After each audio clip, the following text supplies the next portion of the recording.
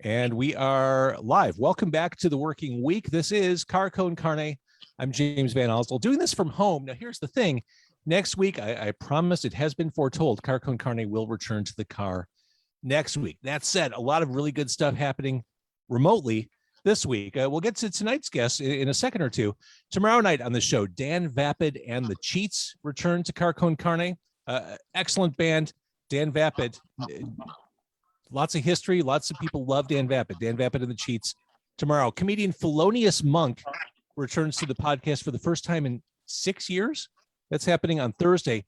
Then on Friday, Joe Bandelli. He's heavily involved in movies. He produced the Hell House movie trilogy. And most recently, he directed a documentary on the Paranormal Activity franchise. The documentary is called Unknown Dimension. It just debuted on Paramount Plus. Joe Bandelli joining me on Friday. I'm not letting go of Halloween. We're going to talk about Paranormal Activity this coming Friday. And like I said, next week, we're back in the car, starting on Monday with the long-running, successful, locally beloved Hush Drops, the band The Hush Drops, joining me on Monday. As for tonight, Bhoomi is a newishly launched restaurant in Urbanspace Food Hall, 15 West Washington. It is Indian cuisine, and joining me to talk about Bhoomi, to talk about Indian cuisine, talk about Diwali, which is coming up this week, I have co-founders Sukhu and Ajit Kalra, the co-owners of Bhoomi. Good evening. Happy Monday. Nice to see you both. Thank you for having us. It is such fun and exciting to be this Monday evening. Thanks, James, and a very happy Diwali to you, to all your viewers, Indian and global. Well, when you do an interview, the goal as an interviewer is to try to make it interesting to people who don't know about or think they're interested in the topic. And my goal, as we talk tonight about your restaurant, Bhoomi, is to kind of demystify Indian cuisine for those who think it's unapproachable or who just think, oh, it's probably too spicy for me. So let's start there. Bhoomi has a very trim, a very welcoming menu. And I feel like for years, if someone had an interest in sampling Indian cuisine, it was kind of hard to know where to start. What defines Indian cuisine for you? Oh, sure. So I have a deep connection with Indian cuisine because I'm a second generation, restaurateur, so to speak, my father being the first and quite the pioneer that he was. Indian cuisine unequivocally is the most lavish and most complex cuisine in the world. It's commonplace for families cooking in their home for the evening meal on a weekday to have about 30 plus ingredients in their food. It's just the nature of what it is. I think it obviously stems, if you look back at history, from the fact that the Great Plains of India were so fertile. The joke was, if you eat a fruit and spit out the seed, there'll be a tree there the next day. So all this bounty of herbs and spices would grow everywhere, and people didn't know what to do with it. So they started mashing it up and putting in all their food.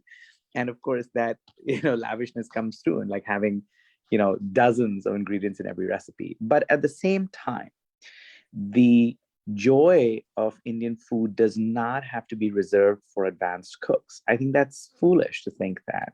Indian food always will be very accessible. It just hasn't become mainstay in the United States yet, but we're already seeing a shift and a trending in that right direction. And Sukhu and I wanted to kind of give that a little nudge. In fact, thank you for calling out the simplicity of our menu. We try to make it simple. It's not a, build your own bar kind of situation like a Chipotle, because we want it to be guides, so to speak, if I will be so bold as to use that word, guides to what is simple but pure, elevated Indian food. And of course, we started with, we went back to the drawing board and said, what do we want to feed people? And we thought, our favorite food to eat is just grilled meats, kebabs from India. Why is it not out there everywhere? It's crazy to me. And I think part of it is also because I don't think it's been done right for our American audience. Sukhu and I are both a product of both cultures, the US and India. So I think it was only fitting for us to be able to marry and synergize these two divergent tastes to bring Mhm. about something that's very approachable. And that's what we've done with Bhoomi.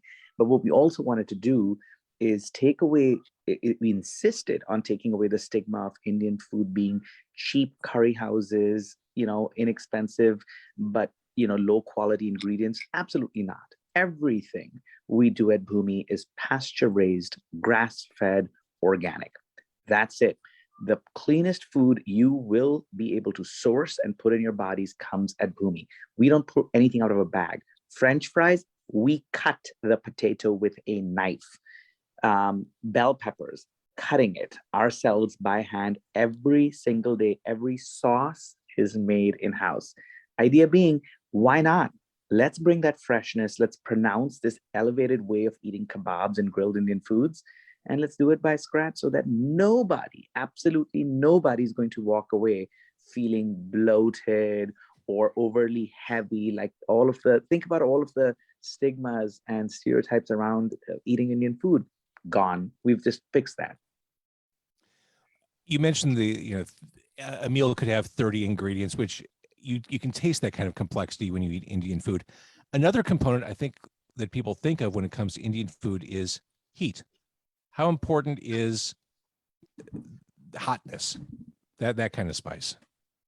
I think a lot come to us, considering it may be too spicy and doing that. And there's some people who are like, okay, I think I'm going to stay away from your food just because it'll be spicy, the heat, So that's an interesting conversation we always have, where we're like, we have all the flavor, because all the herbs and spices can bring so much flavor without it being hot. And so once people try it out and they're like, yes, we love the flavor without it being too hot and something we couldn't palate. So it's been an interesting experience to talk through our menu. And again, like Ajit mentioned, like being guides of sorts, because a lot of people will be like, I've never really tried Indian food, but I don't know where to start, Right. and that's what is so exciting to be a part of this venture, because we're kind of like helping them walk through what can be so delicious of a cuisine that a lot of people haven't tried out before. Yeah, I've grown up lived in and around the north side of Chicago my whole life. Devon Avenue always seemed too intimidating. Like, there are dozens of Indian restaurants there. I don't know where to even start, which one to go to. It's an intimidation thing. It's a cultural thing. I don't know the cuisine. I don't know the menu items. I don't know what's good and what's not. And it's tough. I mean, I like the idea of just kind of bringing Indian food down to its essence and presenting it the way you're doing it here. Thank you. Thank Absolutely. you. I mean, we're doing a basic pulka roti as one of the bases. Pulka roti is something that's eaten in all of North India on a daily, meal by meal. It's something that's, not known outside of India. People consider naan as the carb that most people eat with Indian food, and that's not the case living in India. So that's something we also want to talk about, that it's, the grilled meats that are so popular in India, pulka roti, which is so popular in India, and it's as mainstream as it gets, but it's not popular, not known outside there. So it's been fun to do that. Let's talk a little bit about the menu. I mean, Ajit, you mentioned Chipotle, and I think it's a good point of reference conceptually, because you choose your protein, you add sauces to it. And I mean, it's similar, like quick serve concept. Yes. Mm-hmm. Specific to Bhoomi, we actually have sauces that already pair with that particular protein. Each protein is marinated in its own unique marinade that is designed for that particular protein. Fish for fish, red meat for red meat, poultry for poultry, paneer for paneer. That's just how we do it. And then we already have sauces that are configured to complement those particular marinades and therefore those proteins. So we don't actually offer a choice, but we're noticing already, now we are truly brand new. we're 35 days old, and we're noticing already. Thank you, especially our regular patrons, and God bless them. There's about a dozen of them who come in at least 3 to 4 times a week, and they know their way around the menu, like as well as we do. So they will mix and match sauces, but by far, most of our patrons allow us to lead the way with the pairings of the sauce with the protein. So it's not where they can actually walk through a line and say, okay, I want a pulka roti with a steak kebab, and then put in a bhoomi sauce and leave out the citrus, organic citrus slaw. So that's not how it goes. They just tell us what they'd like, basically between the grain bowl, the salad bowl, or the pulka, and they just call out the protein. I love it. And I've got to say, the chimi chutney is the one sauce that caught my eye as, oh, I really want to try that. It's been quite a hit. But I will say, James, the minute you're back on the road, I'm going to have to insist that you please come see us, so you can actually have a frame of reference. Yes, absolutely, done. Book it. Yes, sir. But talking about the proteins, some things you might expect: chicken, salmon, steak, beef, prawns, paneer cheese, which is delicious. But for someone who hasn't had it, what is paneer cheese? Sukhu, do you want to address that one? So paneer cheese is cheese, which is a very mild cheese. A lot of people, when they order and they don't know what it is, they're like, why didn't this cheese melt? Now, this cheese doesn't melt. It's not a melty cheese. It's, again, like, it's a mild, fresh cheese that, it's really takes in all the flavors of the marinades that we, use and use 24 hours on it. And it's super delicious. And it's actually it's actually doing better than steak, on our menu. So it's been very cool to see that, because we thought steak would be the second favorite of all people after chicken is always super popular wherever it is. Yeah, you're in the Midwest. You're in Chicago. I would have expected the same thing. Exactly, but paneer is actually doing like the second best. So yeah. In my head, I always kind of thought that Indian food leaned more vegetarian. Is that a regional thing? Is that a misconception of mine?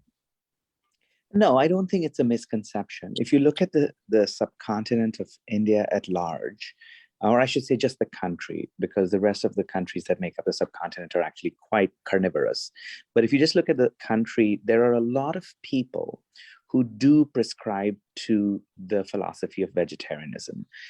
Having said that, there are more humans eating meat in India than any other country in the world, just because there's 1.4, except for China, there's 1.4 billion Indians. And even if 60% of them eat meat, that's more humans in sheer volume than any other country put together outside of China. So meat is definitely commonplace. Beef is limited to the populations that are not Hindu. So that's about 20% of the country. 80% of the country is Hindu. So that's where you have some of those, some of those anecdotal messaging around, Indians don't eat meat and so on and so forth. Having said that, this was actually observed in an Eater article recently about us as well, that in the US, by far, there are a lot of our American counterparts are exposed to Indians who are truly vegetarian. There's a big population of Indians in the US that are vegetarian, and therefore it kind of leads to that understanding of the Indian palate. Obviously, that's if you consider, how many millions of Indians there are in the US, majority of them still eat meat. So that is also a fact. So it's just about being able to proliferate, this idea of grilled meats out into the American palate and out into the American market, that I think is going to balance out that understanding of the Indian diet. And going back to what you were saying earlier about the sourcing of your meats, I mean, this concept or this notion of ecological responsibility that you subscribe to, I think that's, as a diner, I really appreciate that stuff. Thank you. I will request Sukhu to talk about, her philosophy on, why our footprint should be, so small and trying to go carbon neutral, because she's really driven that for Bhoomi. So Sukhu, if maybe you can kind of walk us through how we source our salmon and how we source our chicken and paneer. I think that'll be helpful to, guide the comment that James just made. Sure.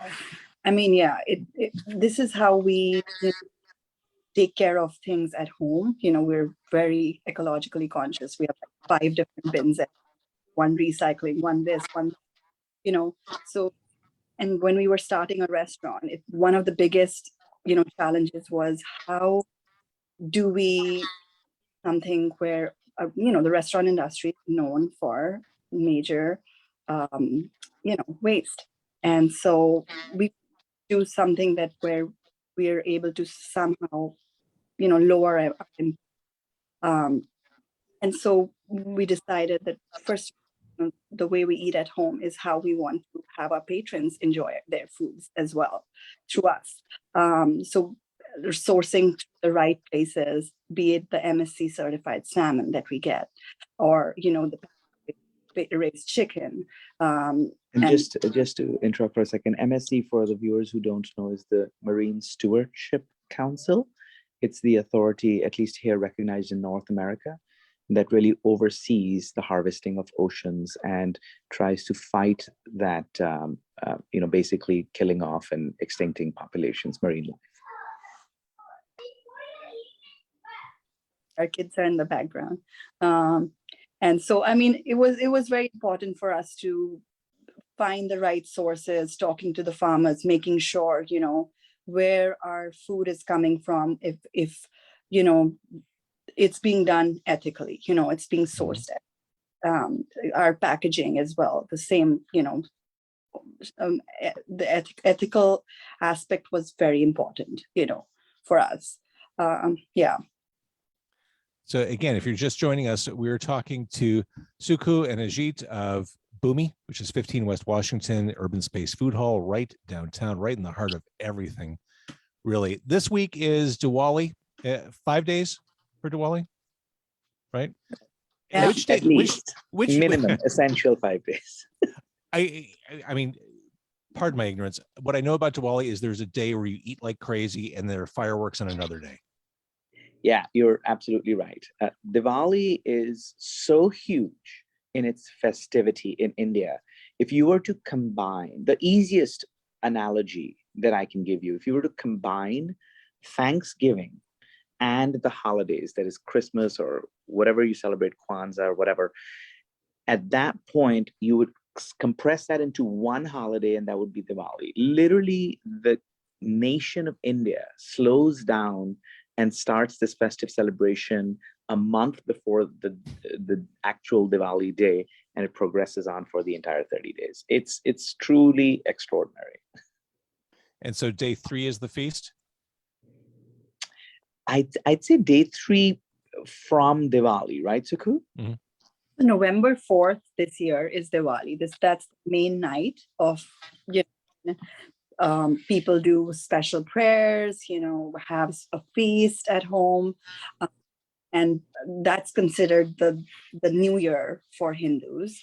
And other communities in India celebrate it as well, like the Sikhs, the religion that both Ajit and I were born into, and Jains and other religions. But that November 4th this year is going to be that the feast night, and when people have all their prayers, wear beautiful outfits, enjoy their time with the family. So yeah.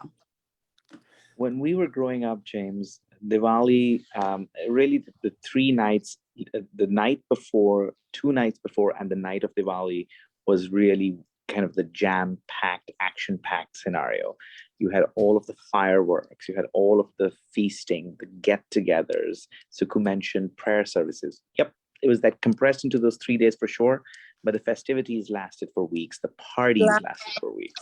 Yeah, because there's people play cards and very auspicious cards and win money, you'll have good luck and stuff like that. So it's It's a long month of festivities. So a lot of drinking too. I would imagine. So Bhoomi started as a ghost kitchen. As so many restaurants, this has become a really viable path for restaurateurs in the modern day. How did it feel? What did you say, 36 days in the new space? 30? Yeah. 30? How did it feel to move into the space, a space where you could directly interact with customers? Yeah, absolutely. I mean, we had originally branded ourselves as a Tanduria when we were a ghost kitchen over at the hatchery. When we actually rebranded ourselves as Bhoomi when we came out into this physical space that was interactive with live customers. It's fantastic. I think both Sukhu and I really feed off of the energy of those interactions with our patrons. To us, that is absolutely the most joyous element of the restaurant industry. It's, for some people, it's the Zen-like cooking experience.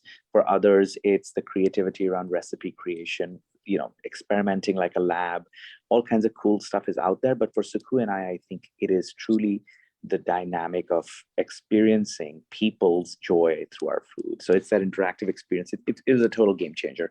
I don't think we could have forever worked as a ghost kitchen because I think we would have wanted that interaction always. And I mean, you're in good company in Urbanspace. Budlong's there, Edzo's is there. I mean, that's for so long. I worked in and around the Loop for so long throughout my career. The Loop has always struggled for good easy lunch places that aren't fast food. Like this seems like an oasis right in the middle of everything. The Urbanspace. And surprisingly enough, we do really well on Fridays and Saturday evenings as well. Like people are coming for Theater? evening dinner. Yeah, absolutely. Theater after office. People are just enjoying it right off states. We have a lot during the weekends as well. So it's not just crowd that we're pulling in. We're getting people from theater, shopping, as well as the office spaces. That's encouraging because my perception of the Loop has always been it rolls up at like 4:30 on a Friday. See you back on Monday. But Right. And especially after the pandemic, I don't know, or toward the end of the pandemic, I don't know what habits are like anymore. So that's really that's an encouraging sign just in general for culture in Chicago. It truly, James, feeling a little, stepping out, going dining in places and stuff. So yeah, it is encouraging for sure. But James, you're not wrong, depending on where you are in the Loop. So we were originally looking at, before we actually signed our contract with Urbanspace, we were looking at a brick and mortar standalone location. And we were looking at the financial district. It is actually true that in the financial district, everything does shut down around 5 o'clock. It doesn't, there's nothing. It's a ghost town. So there are definitely pockets in the Loop which are exactly how you described them. I think eventually the reason why we went with Urbanspace was this location had what we considered the trifecta. You had the tourist crowd, especially in the summer and Christmas seasons. You had year-round the theater crowd, the patrons, from the Opera House to the Cadillac and everything else. And then finally, you had 12 million square feet of occupied office space pre-pandemic within 1 square block. Once you have that trilogy, if you so to speak, you're in good shape. You don't have to ever really see a slow time. For sure. Do you foresee in Europe pretty much gets Indian food. Like their palates have made it to Indian cuisine. Do you see a time when Americans are at a level that Europe's at with going out for Indian? Yes. We are where London was in the 70s, maybe in the 80s. That's where we are today. Absolutely, it will be the case. Somebody will come up with a model that presents Indian food to all Americans. And I think that has been a big core mission statement for Sukhu and I. And that's why we're trying to simplify the menu. With our next concept, whether it comes 2 years from now or 4 years from now, no idea. We're still trying to find our sea legs here. Sure. With our next concept, we'll try to make it even simpler. We'll learn from Bhoomi. It may not be as elevated and as niche as Bhoomi in some ways, with the quality of the sourcing and such, but we want absolutely to truly bring about the joys of that complex Indian cuisine we talked about to every American palate. I love it. That's a mission right there. That is a mission statement. I love it. It is. It's bold, but it's doable. I mean, really, someone's got to do it. Why can't it be Bhoomi? Why can't it be you two? Absolutely. Why can't it be us? And we, being a product of these two cultures, are perfectly poised to deliver that. It's not just about my father's legacy. It's not just about Sukhu and my obsessive instinct as foodies and enophiles.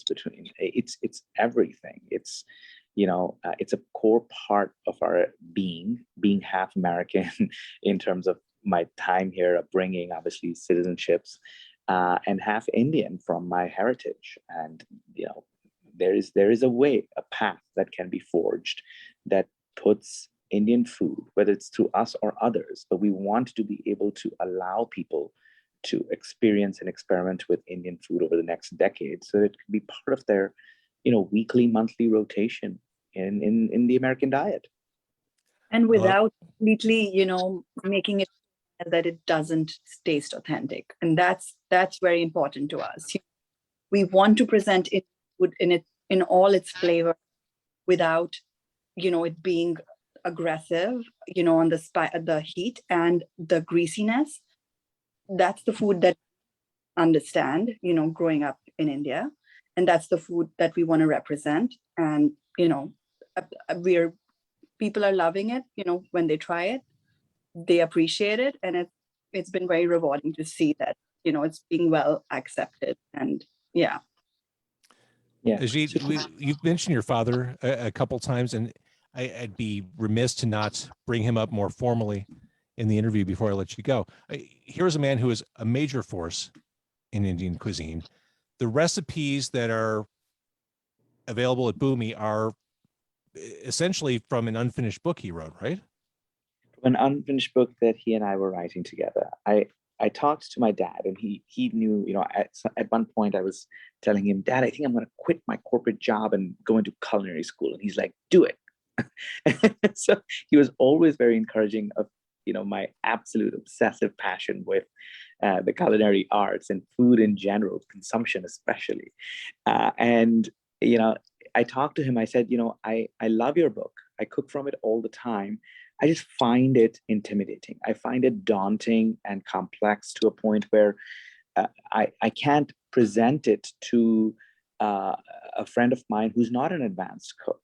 I said, Dad, I want to write a book with you where the learnings that I've taken from being your son, knowing your food, knowing Indian food, knowing, cuisines of the world, and I want to create a book that's simple and yet brings about a lot of the traditional kebabs and other things that Jake's presented to the world. And he said, absolutely. Do you want to write it? I'm like, yeah, I'll write it. So I started writing it, and he would direct me and guide me, and I would basically create my own recipes, and my dad would tweak them here and there. And he said, yeah, this works, this doesn't work. The man was encyclopedic knowledge, absolute powerhouse, right, when it came to Indian food. And what I was able to do is I was able to take some of the ingredients that weren't available to Indian cooks at the time, like San Marzano tomatoes from Italy, or a Greek olive oil that has its own unique flavor that actually enhances some of the flavors coming out of the spice mixes I do. And, I introduced certain spices into blends that we weren't seeing in India, like a smoked Hungarian paprika, things like that. So I built my own masalas, so to speak, my own spice blends.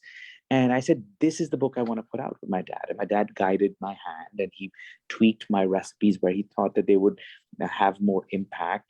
And I was writing this book, and he was going to co-author and all of that good stuff. And of course, unfortunately, he passed away in the middle. It's still an unfinished book. The recipes are still all, in my head, in Sukhu's head. We've worked on them, we've refined them, and we brought them out as Bhoomi for now, a few of them. But eventually, I mean, of course, this is going to be the book is going to have many, many more recipes than the 10 things that we have on our menu today. But yes, that was the inception of it. And absolutely today, if somebody was to ask me, why did you get into food? Unequivocally, it was my father's influence. That's awesome. Again, Bhoomi is at 15 West Washington in the Urbanspace Food Hall. It is right downtown. If you're working in the Loop, if you're visiting the Loop, I mean, it's 15 West Washington. It's right there. It's right there on the north side of the Loop. You can't miss it. I love what you're doing. Congratulations on opening less than 2 months ago, less than a month and a half ago. Onward and upward from here. Thank you, James. Thank you so much for